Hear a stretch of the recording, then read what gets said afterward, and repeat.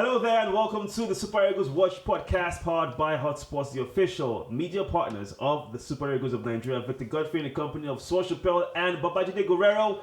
Guys, wasn't the result that we wanted. However, we made it to the final and we came in second place. The landlords came into the kitchen and took over their house. Kitchen have been a window. They just found a crack and just, entered one bam. Wow. Thank you, everybody. We are winners. Second place for us, we have, a record of the most defeats in the final of Africa's biggest football fiesta. But I'm not here to talk about those stats. I'm just putting it out there. Yeah, how do we go on from there? How do you guys feel about coming in second? It's hard to take. It's genuinely hard to take. I mean, because it now becomes a thing. You just said something now.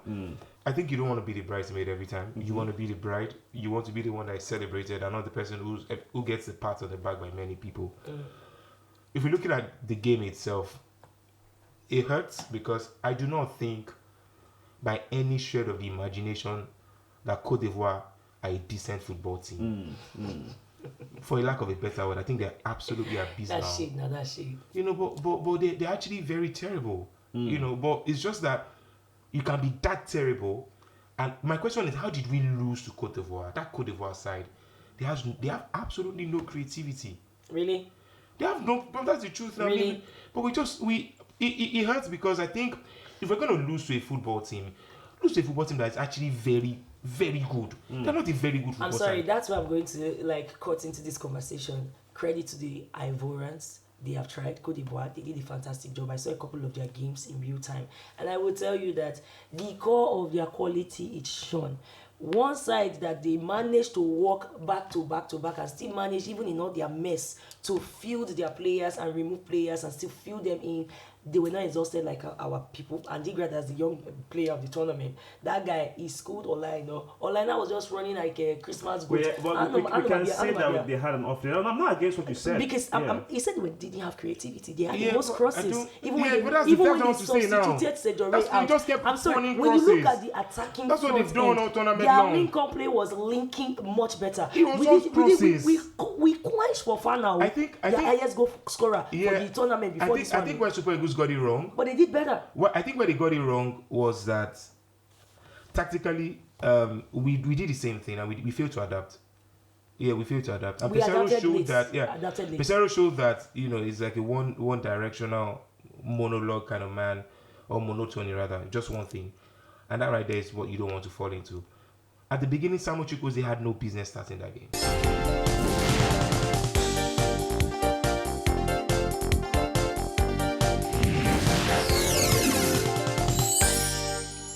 Well, it's a match that we'll all expect to be tough. But be that as it is, we have seen the final of this competition between the Super Eagles and the Bafana. It was a very tough match. I don't think there's any other match that can be more tough than what we have seen. People so diverse, so many. 200 million people with beautiful languages. Nigerians are so diverse. Then we start to show our true selves. Football is one of the things that unites us as a country. There's just something about that soft, round leather ball that makes Nigerians speak. Whether you're watching at a viewing center, playing on an AstroTurf, setting up a monkey post on Saturday morning, or you're listening over the radio, football lives in all of us. And when it comes to international stage, we all get behind our national team. Because in that moment, at that time, we all have one voice. All 200 million of us have one thing in common. All we are saying, give us one goal. It's that time again. Let's support our Super Eagles and cheer them on to victory. Because this is Nigeria, where football lives. Well, let's just talk about the tournament as a whole, if we can. Okay. 119 goals scored, the most, which is a record broken, the most ever. Yeah. And then again, a record level of attendance, and that helped that the fact that the hosts were.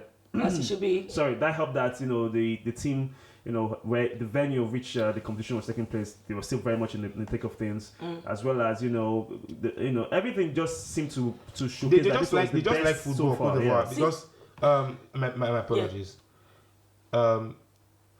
even the games that they were not playing, Yeah. they were turning up to watch. Which is very, very good, yeah. Yeah. There was a particular game, I think Nigeria versus South Africa. Yeah. They were there even before, although their team was playing later in that day Yeah. in the same stadium. But Yeah. it just goes to show you that they're all there. They're all there for the game. Unlike when we had this particular tournament played in Egypt.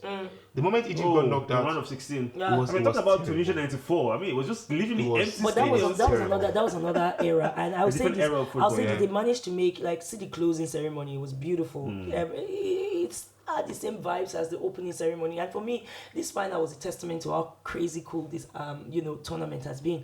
Like most times, the last 5 to 6 finals we've had, it's either a 1-0 final, pata 0-0, and they end in penalty. But you see, the minute they entered second half and they made their substitutions and they got them gradual out of it. Or more, it was game on. They scored and it was open sesame. If you didn't come there and say, is this a final? It was like a regular football match against two teams that were trying to outclass and outman themselves.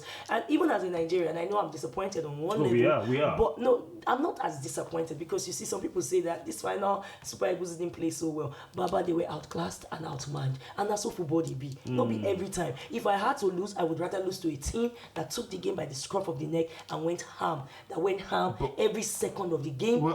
Just one that will just hold back. Like Egypt, they do that nonsense. Yeah. They just hold back, won't give you But 1-0. I also do feel, no, I don't know, but I also think, I don't, maybe I because 3 I don't goals in the rate final, them. man. When was the last time you saw that? Yeah, indeed, it was actually a good final. But I thought 2017, by the way. I thought Super Cameroon. Eagles Nobody would cares have, about that nonsense. I thought Super That Eagles nonsense could have is done nonsense. better. I genuinely thought they could have done better. I think there's some players who should take a deep look at himself in the mirror. One of step forward, Seydou Sanusi, and here's why. I watched that goal over 10 times, and when that cross came in, Seydou Sanusi, a left back in a defensive setup, was standing akimbo. Okay. You hold on, because we're going to go into breaking that. But Wisdom. I do think But that it's the right there- overlap. It's the same problem with online hold on, idol. guys. It's Hold the on, overlap. where we lost that They game. overlapped too Guys, much. hold on. So to combat the problem. We're not singling out individuals, but let's just talk about as a collective now. The Yeah. Super Eagles. No, we we're not punishing hold anybody. on, we Yeah, do of have course. the next biggest fiesta next year, 2025. For the Super Eagles? For Super Eagles in Morocco. We have the World Cup in USA, Mexico, and Canada in 2026. It's all about the qualifiers at this point. So what's the way forward for the Super Eagles? Do we still stick with Joseph Pesaro? Because we spoke about this, that should he win and not win? Should he still stay, or should he move on from him? Your thoughts on this one? Because what's the future of this team? We can blame in every individual. Some people say that we need the services of fresh boys in the midfield, because when we have to raise our games in the high-stake games like the one we just watched at the finals, that we need people like them Olise, them Eberichis, and we need to go and woo those kind of guys. That's the rhetorical line. We don't need Olise. We need Eze, in my own opinion. No, we need that. We need the both of them. If I'm going to might as well get beans and rice. But for me, I feel like let the man be. His tournament tactics have shown that, we can get into tournaments, we can qualify, we can go far with defensive. The only place that, kind of showed our cracks on some level, and it needed high level pressure to show these things to us. That's why I love this tournament, because it has shown us where we can build on top. And I don't think that anybody that's chomping at the bit to come and say Pesero out is really a nice or a national person. He doesn't really love Nigeria. Because if you really love Nigeria, you will let this man, let him run his time, let him do what he needs to do to get us the qualifiers, and let him do what he needs to do to get us a crazy World Cup that's already in 3 different locations already. You don't need the mess. No muss, no flaws. Let the man be. Because anybody that's coming now, all of them will come now and start capping. You will see it online, and they'll come and start stressing us. And we'll start from scratch. I don't want it. It's important that we don't mess this up. Yeah. You can look at the team. There's a future in that team. They've got some very young players, and believe it or not, the first 11, none of them had played a major final before. At all. See how they raise their game. None of them had played a major final before. Oh, that's true. None. No. Yeah. Sorry, I was going to say Musa and of course. Yeah, Bruno but they on were the on the bench. bench. Oh yeah, true that. So none of them had played a major final before. Even this guy self, not gonna talk to. This guy Pesero self, not be bad guy.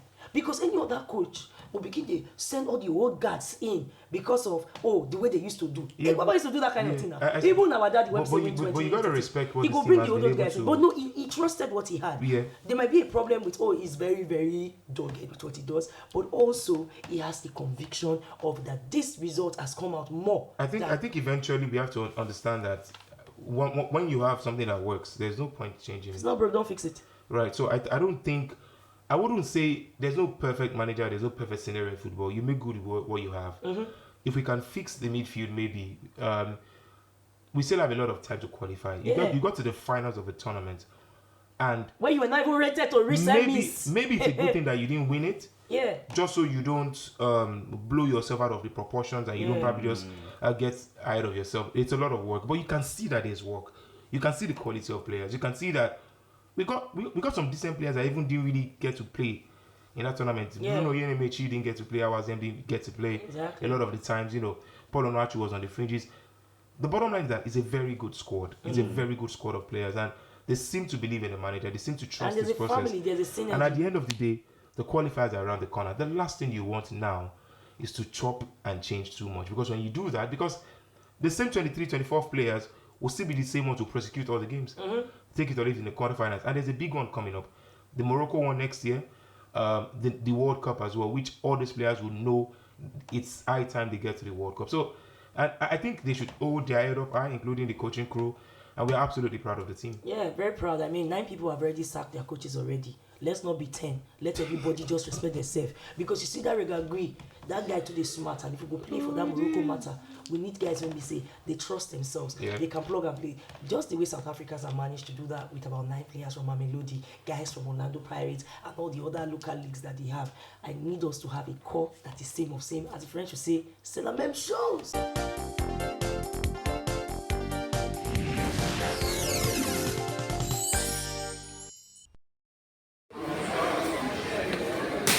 You get them? How long have you had this? 2 years. 2 years. You know, it's in here. It's true and true. Green, white, green. Yes.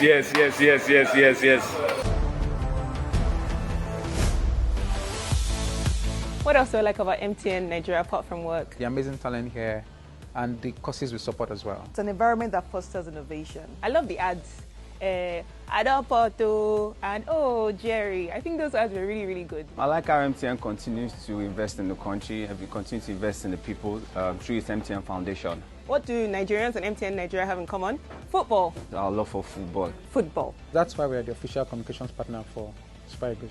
One major thing that MTN has done since its entry into Nigeria as a major telecom company is the fact that MTN has also taken interest in football and football development.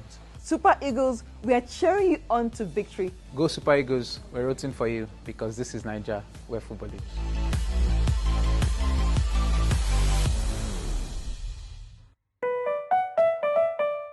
It's also important that we understand that Pesero's work objective was to get to the semi-finals. Exactly.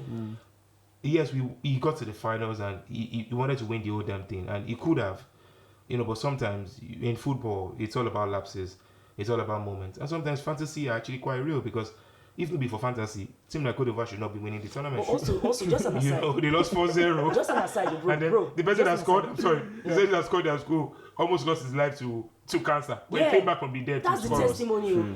So in a way, very inspirational story for Hala. Indeed, just fantasy is crazy, yeah. Just when they did come this final, people made the case that presidential convoy kind of delayed our boys, so we didn't have as much time to warm up in the pitch, just unlike the Ivorians were able to do, and that was one of the reasons why. Is that alleged? Not an alleged. This is from guys that were there at at the venue. You mean the Cote d'Ivoire convoy? Oh yes.